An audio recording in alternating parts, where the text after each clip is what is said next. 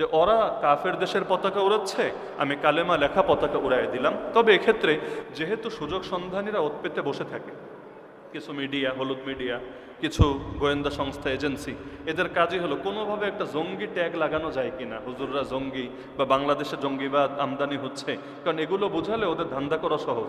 যদি বোঝাতে পারে বাংলাদেশে আইএস ঢুকে গেছে, বাংলাদেশে আল কায়দা ঢুকে গেছে, তাহলে ওরা আমেরিকারে বোঝাবে আমাদেরকে একটু হেল্প করো, আমাদের গদিটারে একটু মজবুত করো, আমরা ওদেরকে শেষ করে দিচ্ছি, কিছু পয়সাপাতি আমাদেরকে দাও আর ক্ষমতা থাকাটা নিশ্চিত করো। কিন্তু সেটা কালেমার পতাকা ছিল।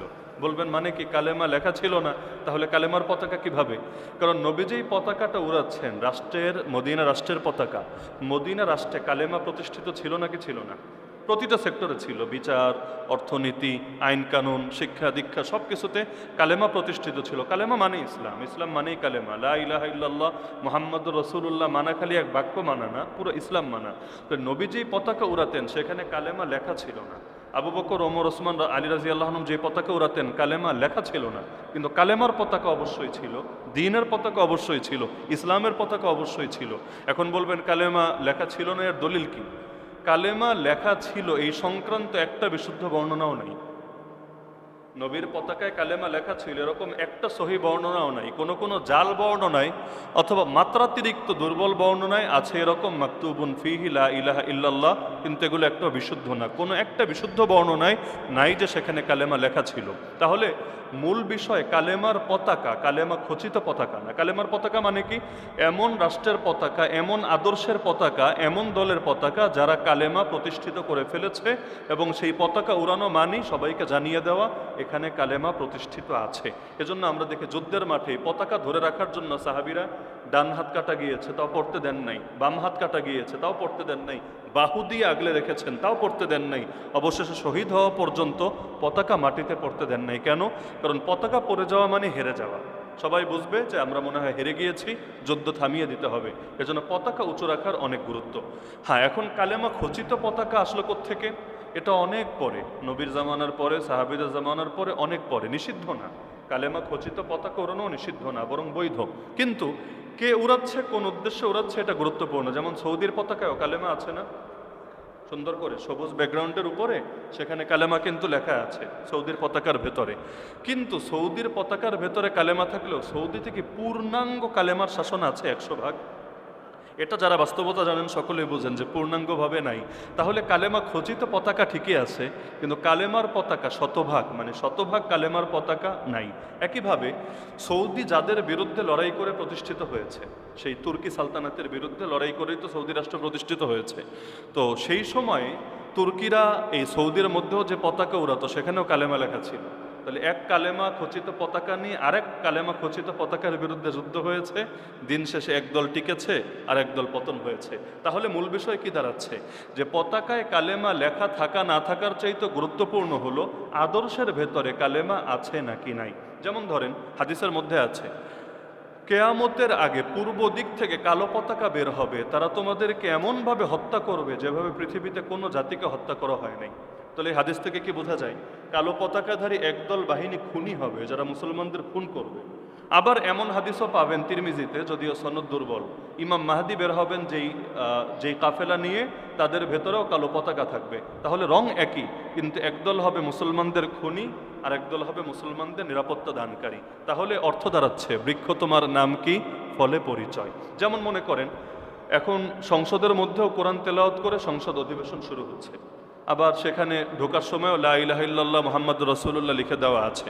মন্ত্রী পরিষদ যেখানে মিটিং করে সেখানেও লা ইলাহা ইল্লাল্লাহ মুহাম্মাদুর রাসূলুল্লাহ লিখে দেওয়া আছে। তাহলে কালেমা খচিত দেয়াল, কালেমা খচিত ফটক, কিন্তু সেখানে কি কালেমার আদর্শ পুরোপুরি বাস্তবায়িত আছে? তাহলে জাহের আছে, বাতেন নাই। আবার কোথাও এমন বাতেন আছে কিন্তু জাহের নাই। যেমন আমরা যে মসজিদে নামাজ পড়লাম, কালেমার ভিত্তিতেই তো পড়েছি, নাকি কালেমা বাদ দিয়ে পড়েছি? আমাদের নামাজও কালেমার অংশ, আমাদের দিনও কালেমার অংশ, আমাদের তেলাওয়াতও কালেমার অংশ। অথচ অনেক মসজিদে কালেমা হয়তো ডাইরেক্ট লেখা নাই, উপরে লেখা নাই, কিন্তু যে আচরণ হচ্ছে, যে আমল হচ্ছে, সেটা কালেমার প্রতিনিধিত্ব করছে। তাহলে কালেমার পতাকা উড়ানো ফরজও না, কালেমা খচিত পতাকা উড়ানো ফরজও না, কালেমা খচিত পতাকা উড়ানো ওয়াজিবও না, সুন্নতও না, তবে বৈধ। কিন্তু কালেমার পতাকা, মূল কালেমার প্রতিনিধিত্বকারী পতাকা প্রতিষ্ঠার মেহনত করা ফরজ। পার্থক্য বুঝতে পারছেন? কালেমা খচিত পতাকা উড়ানোর মেহনত করা ফরজ না, কিন্তু কালেমার পতাকা অর্থাৎ ইসলাম প্রতিষ্ঠিত হবে আর ইসলামী রাষ্ট্রের পতাকা উড়বে, এটা হলো অবশ্যই ফরজ, এই মেহনত করা সকলের জন্য।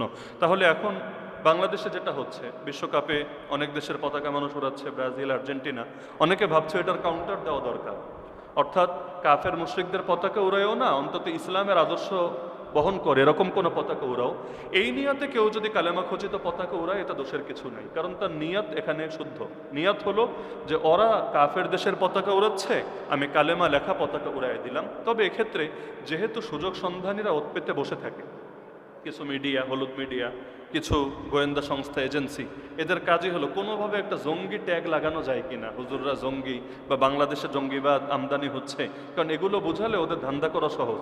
যদি বোঝাতে পারে বাংলাদেশে আইএস ঢুকে গেছে, বাংলাদেশে আল কায়দা ঢুকে গেছে, তাহলে ওরা আমেরিকারে বোঝাবে আমাদেরকে একটু হেল্প করো, আমাদের গদিটারে একটু মজবুত করো, আমরা ওদেরকে শেষ করে দিচ্ছি, কিছু পয়সাপাতি আমাদেরকে দাও আর ক্ষমতা থাকাটা নিশ্চিত করো। সরকারের জন্য ঝামেলা, প্রশাসনের জন্য ঝামেলা এবং জনগণের জন্য ঝামেলা। এজন্য পতাকা উড়ানোর ক্ষেত্রে এই জিনিসটা মাথায় রাখলে ভালো, যাতে করে ওরা চান্স না পায়। কারণ কালেমা তো যে কোনো রঙের উপরেই লেখা যায়, সাদার উপরও লেখা যায়, কালোর উপরও লেখা যায়, সবুজের উপরও লেখা যায়, নীলের উপরও লেখা যায়। এই বাংলায় একসময় কালেমার পতাকা ছিল, জানেন? এই বাংলায় সুলতানি আমলে বাংলা অঞ্চলে যে পতাকা ছিল, নীল ব্যাকগ্রাউন্ডের উপরে কালেমা লেখা ছিল লা ইলাহা ইল্লাল্লাহ মুহাম্মাদুর রাসূলুল্লাহ, আর সঙ্গে ছিল চাঁদ তারা।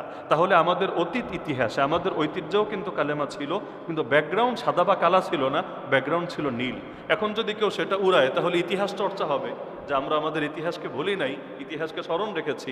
আর বাংলা নামটাই তো এসেছে সুলতানি আমল থেকে। এমনকি কেউ যদি লাল সবুজের পতাকার মধ্যে কালেমা লিখে লা ইলাহা ইল্লাল্লাহ মুহাম্মাদুর রাসূলুল্লাহ, এখন জঙ্গি ট্যাগ দিবে কোত্থেকে? আপনি তো লাল সবুজের পতাকার মধ্যেই কালেমা রেখেছেন, অর্থাৎ ইসলাম এবং দেশপ্রেম দুটোকে একসঙ্গে আপনি আগলে রাখছেন, এটা বোঝাচ্ছেন। তো যার কারণে চেতনা থাকা ভালো, কিন্তু অন্যরা যাতে সুযোগ না পায়, ট্যাগ দেওয়ার সুযোগ না পায়, এ ব্যাপারে সচেতন থাকাও ভালো। তবে মনে রাখবেন, কালেমা খচিত, কালেমা লেখা পতাকা উড়ানোর চাইতেও কালেমার শাসন প্রতিষ্ঠা করে সেই পতাকা উড়ানো, সেটা আমাদের জন্য বেশি গুরুত্বপূর্ণ। কারণ নবীর পতাকায় কালেমা লেখা ছিল না, কিন্তু কালেমার শাসন ছিল। এখন আমরা কালেমা লেখা পতাকা উড়ালাম, কালেমা শাসন প্রতিষ্ঠা করতে পারলাম না, তাহলে কি হলো? খালি উপর দিয়া ফিটফাট, ভিতর দিয়া সদরঘাট হলো। এজন্য মূলের দিকে নজর দিব, এটা ফায়দা বেশি হবে ইনশাআল্লাহ।